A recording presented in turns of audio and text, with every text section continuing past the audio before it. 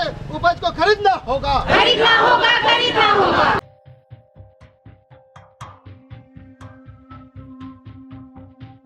टीचरों के पोस्ट 56-57 हजार से ज्यादा है, जिसे नहीं भरा जा रहा है। स्वास्थ्य की स्थिति इतनी खराब है कि कोई भी साधारण गरीब घर का व्यक्ति सरकारी अस्पतालों में जाकर इलाज कराना नहीं चाहता। और ये 16 सूत्री मांगे जीवन के तमाम क्षेत्रों से हैं। शिक्षा के मामले में है, साइंटिफिक सेकुलर डेमोक्रेटिक एजुकेशन इस मुल्क को ही खत्म कर रही है। 12वीं के बाद आपको कॉलेज में एडमिशन के लिए एंट्रेंस एग्जाम देना होगा।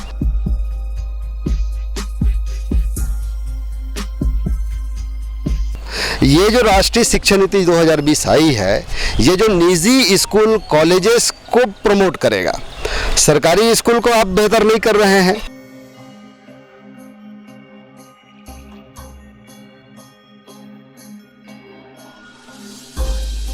नमस्कार, स्वागत है आपका न्यूज प्लस 21 में। बढ़ती महंगाई, सरकारी स्कूलों को बंद किए जाने जैसे कई मुद्दों को लेकर आज SUCI कम्युनिस्ट पार्टी के द्वारा राज्य स्तरीय प्रदर्शन किया जा रहा है। इसी कड़ी में राजधानी रायपुर में भी जो पार्टी के लोग हैं वो आज प्रदर्शन कर रहे हैं। आइए सीधा बात करते हैं उनसे और जानते हैं क्या उनकी मांगे हैं, किन मांगों को लेकर वो प्रदर्शन कर रहे हैं। सबसे पहले अपना परिचय दीजिएगा। मेरा नाम विश्वजीत हारोड़े है, मैं सचिव हूँ राज्य सांगठनिक कमेटी का छत्तीसगढ़।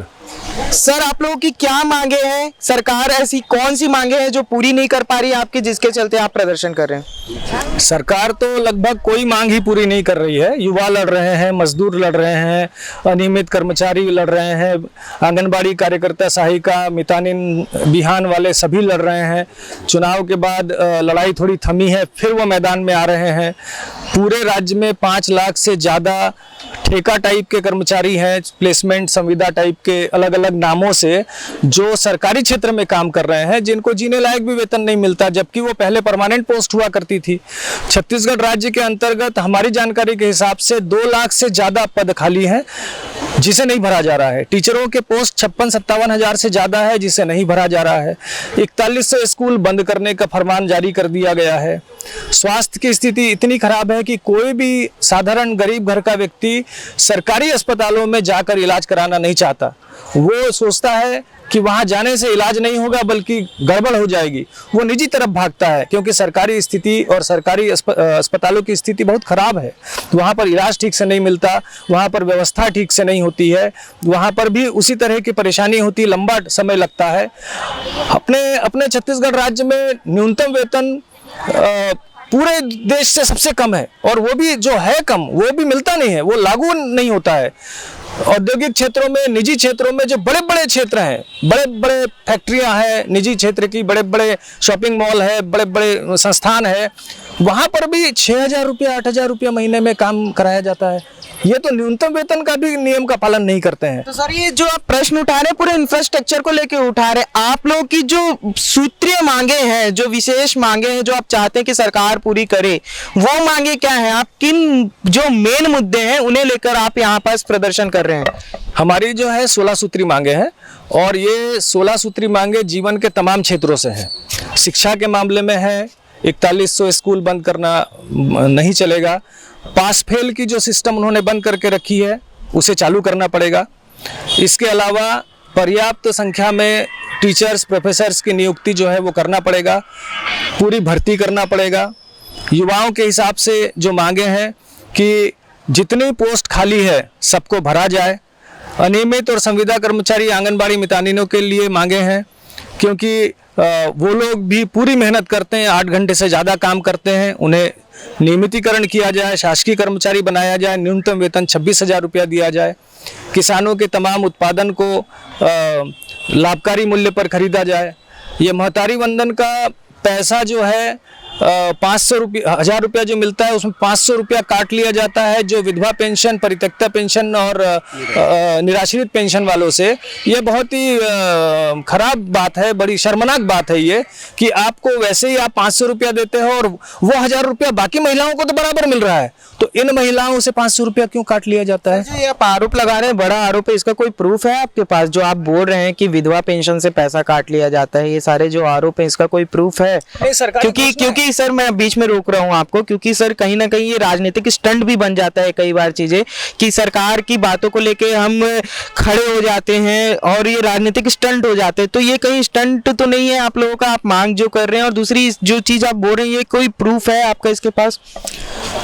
ये जो विधवा पेंशन जिनको मिलती है और जिनको वृद्धावस्था और ये सब जो पेंशन मिलती है, उन्हीं महिलाओं ने बताया है। और एक बार सरकार की ओर से पेपर में घोषित हुआ था कि जिनको ये मिलता है उनको वो राशि महतारी में एडजस्ट की जाएगी। ये सरकार की ओर से आदेश के रूप में आया था, वो आदेश शायद नेट में ढूंढने से मिल जाएगा।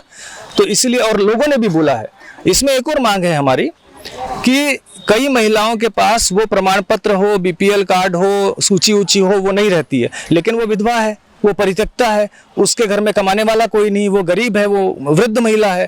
तो सरकार इस तरह का बंधन हटाए, सरकार खुद जाके जांच करे कि भाई वो वास्तव में योग्य है कि नहीं, पात्र है कि नहीं।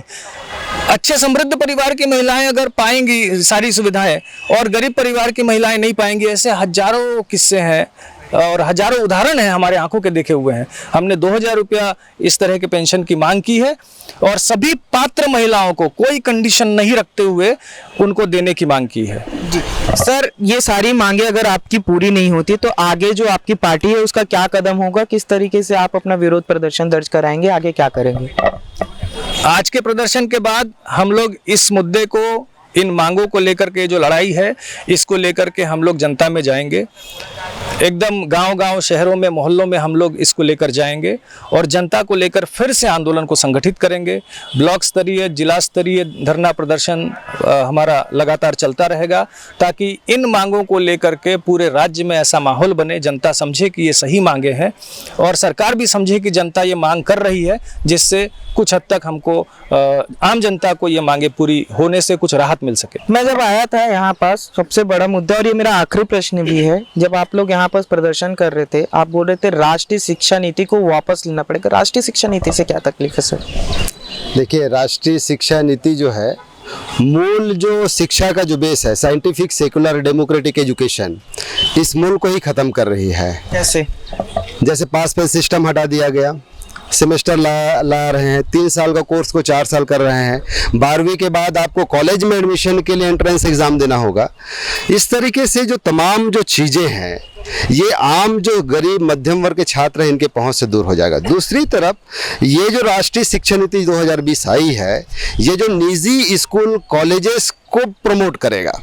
सरकारी स्कूल को आप बेहतर नहीं कर रहे हैं, तो धीरे धीरे, और अभी जो सिलेबस चल रहा है, हमारे छत्तीसगढ़ का बोर्ड का सिलेबस हम देखें तो पैटर्न इतना खराब है, पैटर्न इतना अच्छा नहीं है। बच्चे को जो जोड़ना, घटाना, ये सब जो मूल बेसिक जो चीज़ें होती है, ये भी नहीं आ रहा है। सरकार का आंकड़ा है, पेपरों में भी आते रहता है। तो ये तमाम जो चीज़ें हैं, नई राष्ट्रीय शिक्षा नीति में इनका और समावेश है, ताकि हाँ। मैं आपको बीच में रोक रहा हूँ। जो आप पास फेल की बात करें, ये सिस्टम राष्ट्रीय शिक्षा नीति से पहले था, जिसमें पहले भी था, जिसमें 8वीं तक के बच्चों को पास किया जाता था, आप जानते हैं चीज़। दूसरी चीज़, जो आंकड़ा आप बोल रहे हैं, अभी भी आप ग्रामीण क्षेत्रों में चले जाएंगे, मैं बोलूँगा काठाड़ी चले जाइए, वहाँ भी स्थिति ऐसी है जहाँ पर जो बच्चे हैं 4वीं 5वीं के बच्चों को जोड़ना घटाना है। इसमें राष्ट्रीय शिक्षा नीति को बीच में किस तरीके से लाया जा रहा है, और ये लड़ाई जो है, ये राष्ट्रीय शिक्षा नीति से हट के निजीकरण की ओर बढ़ जा रही है। इसमें तकलीफ निजीकरण से है कि राष्ट्रीय शिक्षा नीति से है, कि इन दोनों के बीच में जो सामंजस्य आप बनाने की कोशिश कर रहे हैं उससे? हमारा कहना है कि सेकुलर, साइंटिफिक, डेमोक्रेटिक एजुकेशन होना चाहिए। उस हिसाब से आप सिलेबस तैयार करिए। आप सिलेबस उठा के देखेंगे छत्तीसगढ़ गवर्नमेंट का, तो सिलेबस इतना डाउन है कि उससे बच्चा सीख नहीं सकता।